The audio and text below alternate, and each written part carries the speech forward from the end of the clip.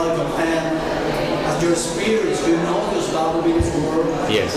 Your work as a curator of the exhibition. Tell me, how's your impression about this show in Sao Paulo? Yes.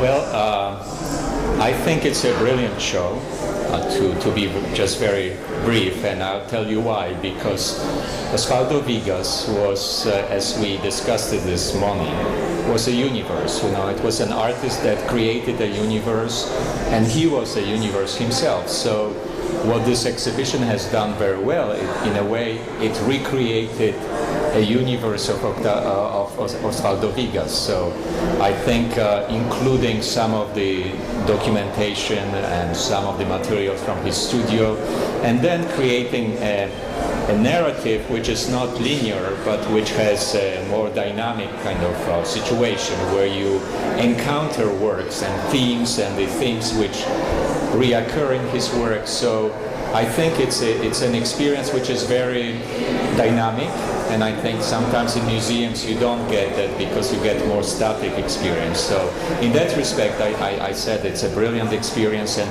dealing with the space and creating an environment which is very engaging and seductive, I would say. It's wonderful. You say this morning a thing that I remember. You talk about the horizontal and vertical things in there. And just playing that part again. Yes, well, how Oswaldo Vigas is inserted? Yes, well, art history has different narratives, and people for a long time talked about the idea of verticality, that there is a hierarchy involved. So you go from lesser artists to, and on top you have Duchamp or you have Matisse, you know, so there is this vertical kind of scheme.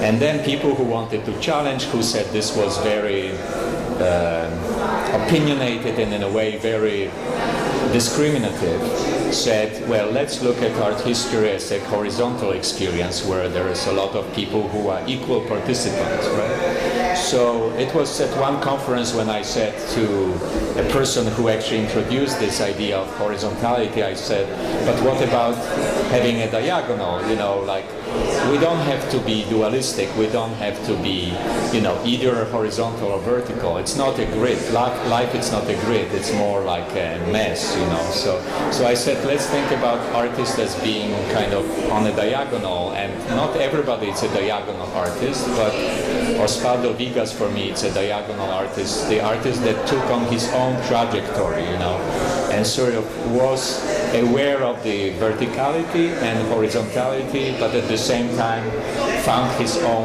path.